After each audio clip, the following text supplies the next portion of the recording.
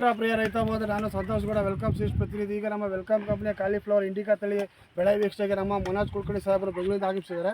ಅವ್ರು ಮಾತಾಡ್ತಾರೆ. ನಮಸ್ಕಾರ ಸರ್. ನಮಸ್ಕಾರ ಸರ್. ತಮ್ಮ ಹೆಸರು? ಸೋಮಶೇಖರ. ಈಗ ಈ ಬೆಳೆ ಕ್ಷೇತ್ರೋತ್ಸವಕ್ಕೆ ಬೆಳೆ ವೀಕ್ಷಣೆಗೆ ನೀವು ಬಂದಿದ್ದೀರಿ. ಈಗ ವೆಲ್ಕಮ್ ಸೀಡ್ಸ್ನ ಇದು ಯಾವುದು ಇಂಡಿಕಾ ತಳಿ. ಇದರ ಬಗ್ಗೆ ನಿಮ್ಗೆ ಏನು ಅಭಿಪ್ರಾಯ ಇದೆ ಸರ್? ಇದು ಬೇರೆ ಹೋಲಿಸಿಕೊಂಡ್ರೆ ಇದು ವೈಟ್ ಆಗಿದೆ, ಚೆನ್ನಾಗಿದೆ ಸರ್. ಇದು 1 ರಿಂದ 1 ಕೆಜಿ 1.5 ಕೆಜಿ ಬರುತ್ತೆ ಸರ್. ಓಕೆ.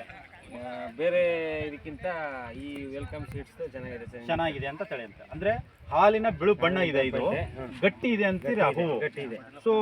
ಹೂ 1 ರಿಂದ 1.5 ಕೆಜಿ ಮಟ್ಟ ನಿಮಗೆ ಬರ್ತಾ ಇದೆ ಅಂತ ಇದೆ. ಇದು ಮಾರ್ಕೆಟಲ್ಲಿ ಬೇಡಿಕೆ ಹೇಗಿದೆ ಸರ್? ಮಾರ್ಕೆಟಲ್ಲಿ ಬೇಡಿಕೆ ಚೆನ್ನಾಗಿದೆ ಸರ್. ಚೆನ್ನಾಗಿದೆ. ಹೌದು. ಮಾರ್ಕೆಟಲ್ಲಿ ಕಳೆದ ಈ ಥರ ವೈಟು ಈ ಥರ ಇದ್ದಾಗ ಅವರು ಬೇಗ ತಕ್ಷಣ ನಿಮ್ಮನ್ನ ತಗೊಂಡು ಹೋಗ್ತಾರೆ. ಓಕೆ.